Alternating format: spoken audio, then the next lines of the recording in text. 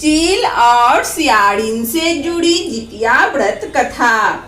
जितिया व्रत में भगवान जीमुतवाहन महाराज को भगवान श्री कृष्ण व चील और सियाड़िन से जुड़ी व्रत कथा पढ़ने या सुनने की परंपरा है। यहाँ हम सुनाने जा रहे हैं चील और सियाड़िन से जुड़ी जितिया व्रत कथा। आश्विन मास के कृष्ण पक्ष की अष्टमी तिथि को जितिया या जीवित पुत्री का व्रत रखा जाता है। यह व्रत महिलाएं अपने संतान की सलामती व खुशहाली के लिए रखती है। इस व्रत में भगवान जीमुतवाहन की विधिवत पूजा की जाती है। हिंदू धर्म में जितिया व्रत को कठोर व्रतों में एक सबसे महाकठिन व्रत एवं निर्जला व्रत 36 घंटे का निराहार रखती है। इस व्रत में भगवान जीमुतवाहन की विधिवत पूजा करने के बाद व्रत कथा सुनने का विधान है।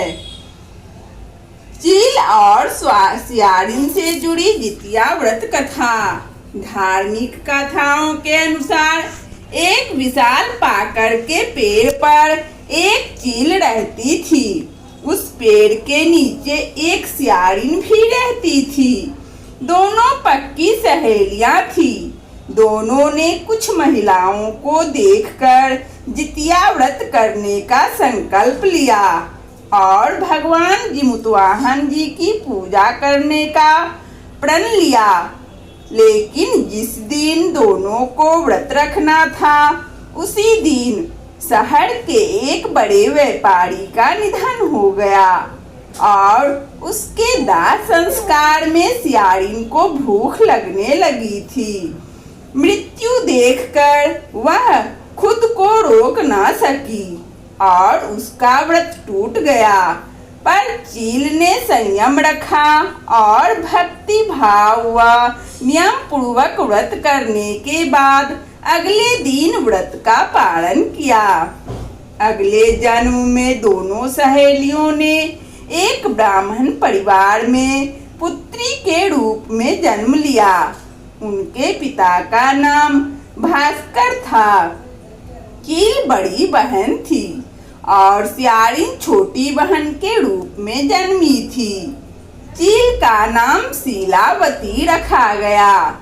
शीलावती की शादी बुद्धिसेन के साथ हुई, जबकि सियाड़िन का जन्म कपूरावती रखा गया और उसका विवाह उस नगर के राजा मलाई केतु के साथ हुआ। भगवान जीमुतवाहन के आशीर्वाद से शीलावती के 7 बेटे हुए, पर कपूरावती के सभी बच्चे जन्म लेते ही मर जाते थे। कुछ समय बाद शीलावती के 7 पुत्र बड़े हो गए और सभी राजा के दरबार में काम करने लगे।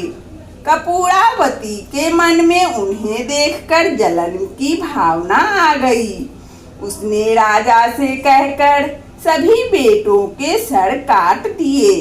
उन्हें 7 नए बर्तन मंगवाकर उसमें रख दिए और लाल कपड़े में ढककर शीलावती के पास भिजवा दिए। यह देखकर भगवान जीमुतवाहन ने मिट्टी से 7 भाइयों के सिर बनाए और सभी के सिरों को उसके धड़ से जोड़कर उन पर अमृत छिड़क दिया और उनमें जान आ गई। 7 युवक जिंदा होकर घर लौट आए। जो कटे सिर रानी ने भेजे थे वह फल बन गए। दूसरी ओर रानी कपूरावती बुद्धिसेन के घर से सूचना पाने को व्याकुल थी। जब काफी देर तक सूचना नहीं आई तो कपूरावती खुद बड़ी बहन के घर गई। वहां सबको जिंदा देखकर वह सन्न रह गई। जब उसे होश आया तो उसने सारी बात अपनी बहन को बताई। कपूरावती को अपने किए पर पछतावा हुआ। भगवान जीमुतवाहन की कृपा से शीलावती को पिछले जन्म की बातें याद आ गई। वह कपूरावती को उसी पाकड़ के पेड़ के पास ले गई और उसे सारी बात बताई। कपूरावती बेहोश हो गई और मर गई। जब राजा को इसकी खबर मिली तो उन्होंने उसी जगह पर जाकर पाकड़ के पेड़ के नीचे कपूरावती का दाह संस्कार किया।